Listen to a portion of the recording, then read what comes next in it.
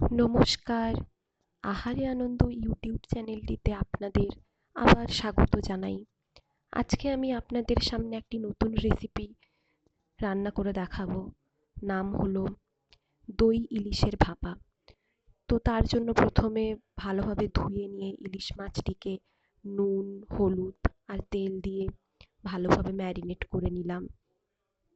হাত দিয়ে মাখতে হবে, চামচ দিয়ে মাখলে কিন্তু ভালোভাবে ম্যারিনেট হবে না।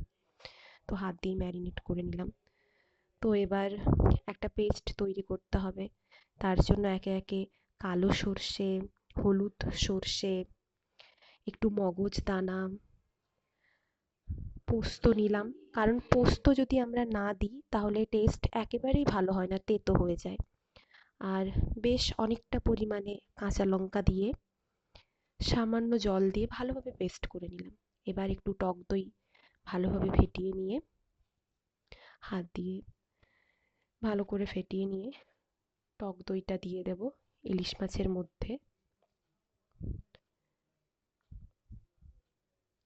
এবার পেস্টটিও দিয়ে দিলাম ইলিশ মাছে। আবার ভালোভাবে হাত দিয়ে ম্যারিনেট করে নিলাম। একটু চিনি দিলাম যাতে স্বাদটা আরো সুন্দর হয়। একটু সর্ষের তেলও দিলাম আর বেশ কয়েকটা কাঁচা লঙ্কা চিড়ে দিয়ে দিলাম আর একটু সামান্য জল দিলাম। দেখুন এরকম লাগছে ফাইনাল লুকটা। তো এরপর এটাকে 15-20 মিনিট ভালোভাবে ঢাকিয়ে রেখে দিলাম যাতে নুন মশলাগুলো ইজিলি ঢুকে যায় ওটার মধ্যে। এবার স্টিম করতে দেব। তো মাইক্রোওয়েভটা সেট করে নিচ্ছি। দেখুন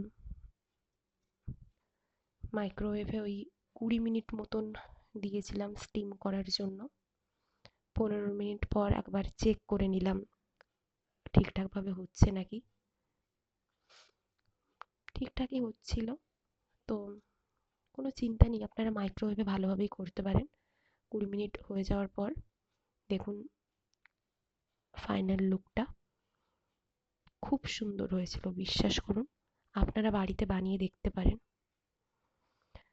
তো ইলিশ মাছ হলে তো আর কিছুই লাগে না, তাই একটু আলু সেদ্ধ, ইলিশ মাছ আর ভাত, এটিই খেয়েছিলাম আমরা লাঞ্চে।